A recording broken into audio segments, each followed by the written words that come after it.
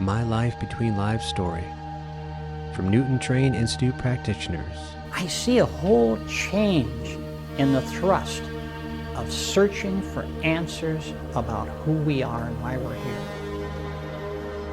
And I think it's wonderful, and I just hope the movement continues to expand. Let us expand the universal consciousness together with a My Life Between Lives story presented by the Michael Newton Institute. Welcome to my LBL Story. This is Ekomananda. I am your host.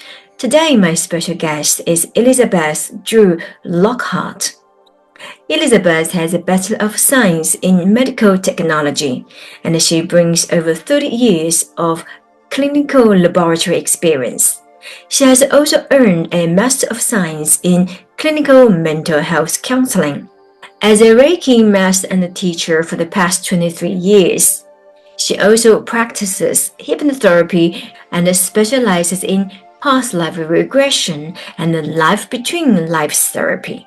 Over the past decade, she has been the sole owner and operator of Mariposa Hypnotherapy, splitting her time between Maine and Arizona. She served as the chief editor of the michaelnewtoninstitute's quarterly journal, Stories of the Afterlife, from 2018 to 2020. A big, warm welcome to Elizabeth. It's good to be here. Exactly, and it helps us to learn to have faith and to trust, the whole process. The therapy work that you're doing combine Reiki, hypnosis, past life regression, life between life therapy to find purpose, which you just launched a book called Finding Purpose? Yes, that was quite an endeavor. Oh, God bless Sanella Kovic. She was very inspired, and so we worked together to weave together these stories that were previously published in Stories of the Afterlife, and we organized them into themes, into chapters, such as a chapter on relationships, a chapter on free will, a chapter on higher guidance, spirit guides and whatnot. There are 8 chapters in the book, and it was quite a process of reading through them all and trying to organize them in a flow. And for one reason or another, we had to pull some of the stories, whether someone was not active in the Michael Newton Institute, or whether, as in the case of Pat Ferris O'Malley, she had passed. There were different reasons why we had to pull some stories. So we would no sooner get it organized and think, okay, this is the way it is. Chapter 4 has 7 stories. Chapter 5 has 8, and it was a very intuitive process too, because even though every story had more than one theme, trying to intuitively decide which theme was the one that flowed into the chapter and the theme of the chapter best, and which story would kind of pick up where the other one left off for a sense of continuity. It was stressful at times. I think we would both admit that, there were times we were like, oh my goodness, we've lost 3 stories from chapter 4. Which story is going to fit in to help round that out a little more? And we would keep going back and forth. And she was very organized. I'm just so appreciative of her formatting skills. I am more of a writer, and so I love to edit writing. And Sanella she's a beautiful writer too, but she was so great with formatting. I would send her a message on WhatsApp or through email saying something like, there's this paragraph and it's too far over on the right, and I just can't seem to get it to move to its proper place on the page. And she would fix it. So And of course, we both had things going on, very busy clients and moves, moving house, just a lot of things going on during that year. So it was a challenge, but we really wanted to persevere. And to me, it feels like a miracle that it's finally published, and I feel like it will help a lot of people.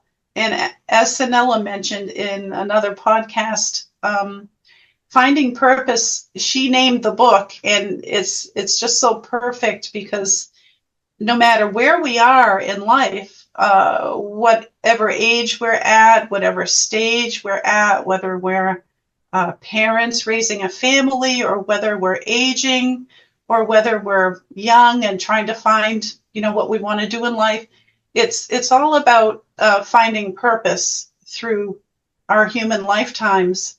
So it really is a beautiful title. I wanted to say thank you from the bottom of my heart that all the work that you did and went to put into first being 2 years editing the stories of afterlife, and then later on working with Sanella, yeah.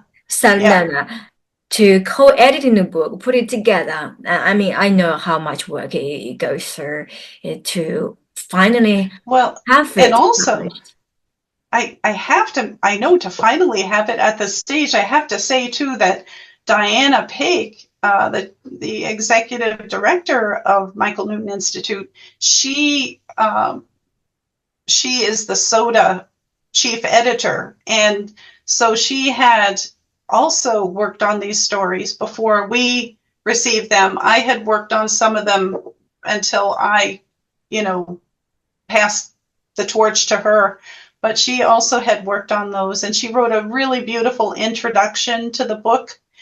Peter Smith wrote a really nice afterword, and he helped us out with finding someone named Rose who did our book design and who did the publishing.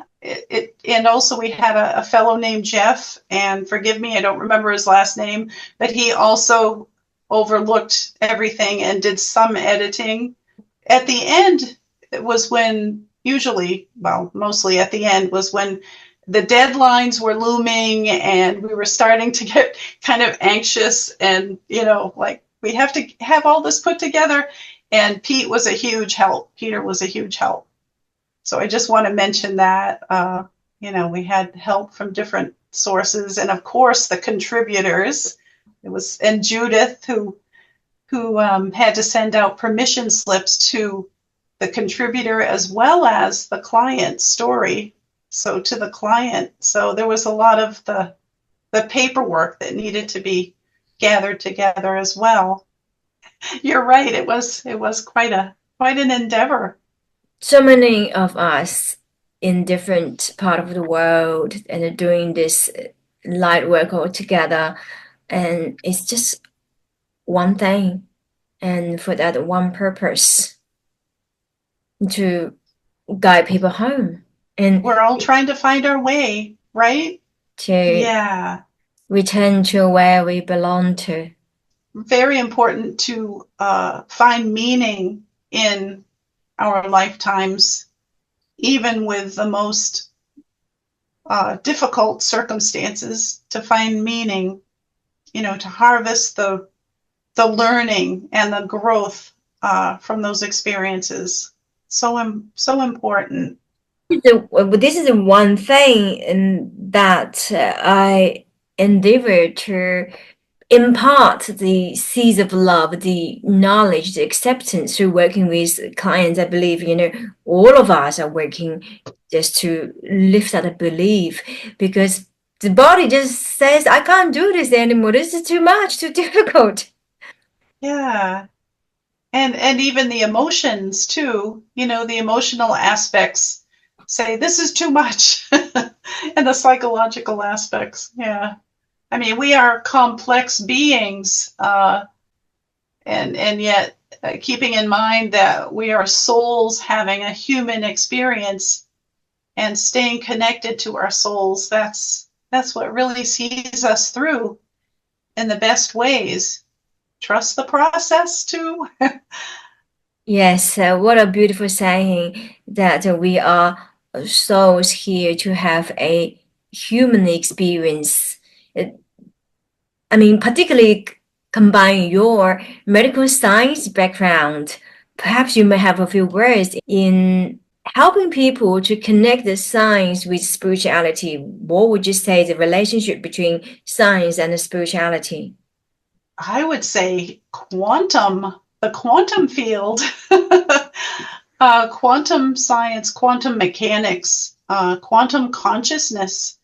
One of the books, one of the authors that I learned so much from was Jane Roberts, and she was writing in the 60s and 70s, and a highly evolved entity by the name of Seth, S-E-T-H, channeled through her on the ultimate nature of reality.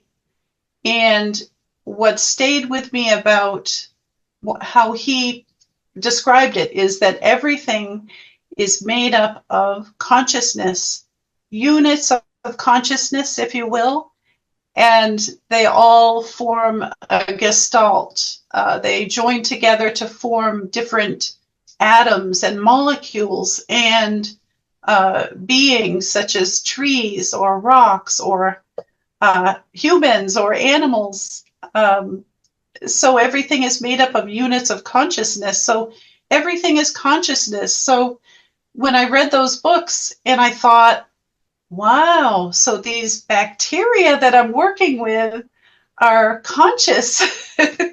They're made up of conscious elements, consciousness. So to me, that really resonated and made a lot of sense, even though we may not be we aren't able to see a lot of things vibrationally, just knowing that everything is made up of vibrational frequencies or consciousness, it makes it really interesting to think about.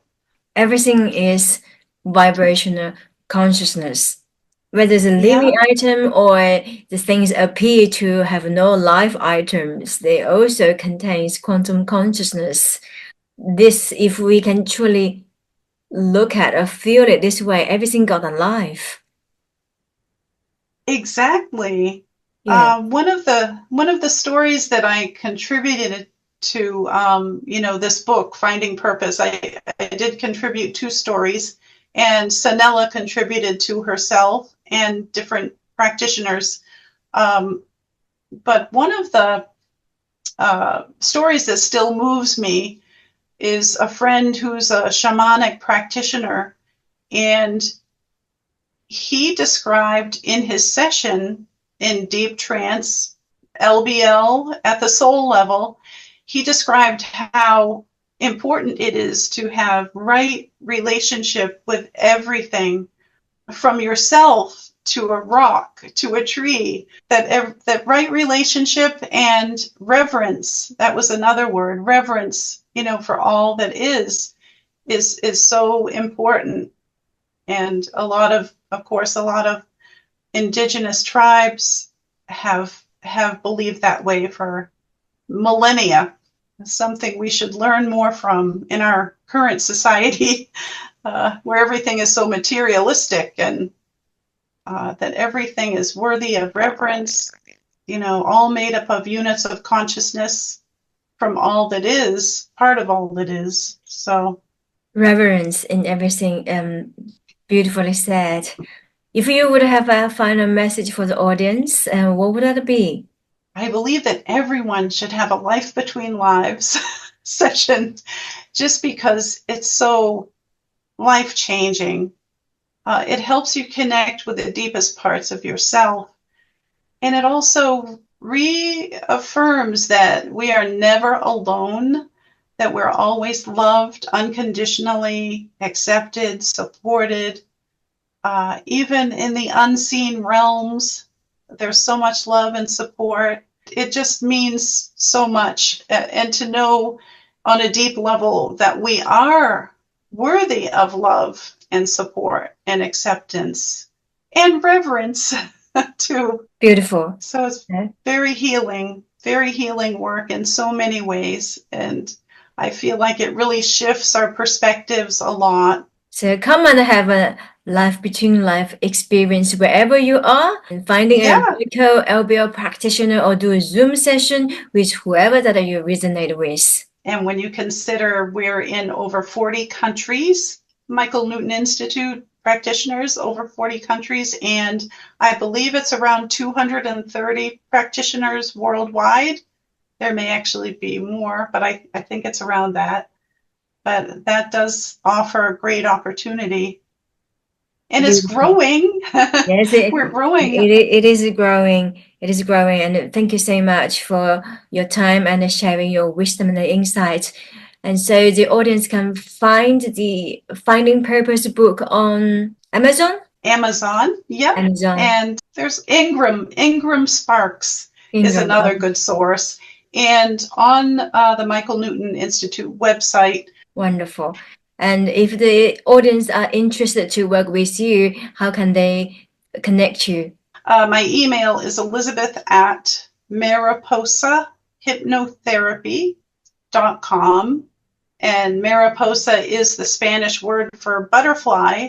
And I chose that because it just really resonated, the idea of transforming from a physical human body to spirit, to the soul. elizabeth@mariposahypnotherapy.com. Beautiful. And I want to thank you for all that you do, all of these podcasts, and all that you do at Michael Newton Institute. I know you keep pretty busy with your own practices and with the Institute. So it's much appreciated. These podcasts are a really wonderful way to reach out. Thank you so much. I actually don't do much, and so I do a little bit, but not too much compared to many of the practitioners out there. You're doing many sessions, and my spiritual journey travels a little bit differently, but always well. And I just totally let be and flow. Let it flow. Let it flow, right? Yeah. I'm sort of in the space of learning the non-doing aspect, so life flows. I'm doing a lot, but in a way, it's actually, I feel that something I'm not doing much, but other things actually I'm flowing a lot. So it's just we accept whatever that the lessons coming forward that we need to learn, and all is well. That's wisdom. So much easier to go with the flow and trust where we're guided and not force ourselves to do things that just don't fit with our lives at a certain time. Yeah, I find too that while the time may not be right for one thing, a couple of years down the road, it may feel really right. You just don't know. We can never settle down on the surface, because what life shows as is never as the surfacing stories, because there's a deep, much more profound meanings behind every event that happen in our lives. I agree. And I also feel, we shouldn't be too hard on ourselves. Yeah, totally. Yes. Be very accepting and supportive. Well, you get some rest. High in vitamin C, that will be good. That's it. Yeah. Yeah, and speaking to you help me to heal, because I'm feeling like I'm absorbed in love and the light, and so happy. Oh, good. The bodily thing does not concern me at all, because it will pass. It's only a few days' time, and it's all good. If I'm not well, the universe is testing me and allowing me to experience how it feels to be in dismay, so that we can become more compassionate in understanding other people's difficulties. If we don't experience, we may become, less connected to the audience. All pain is good. It's serving the purpose perfectly fine. Yeah. Well, I think these podcasts are a beautiful way to reach out to the world, really.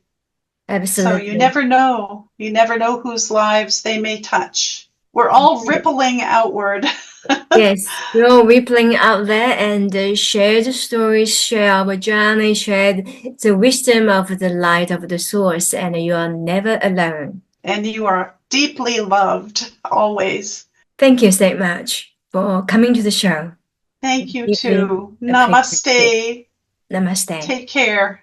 Bye-bye. And to the audience, thank you for coming to the show. We look forward to seeing you in the next episode. Love and light.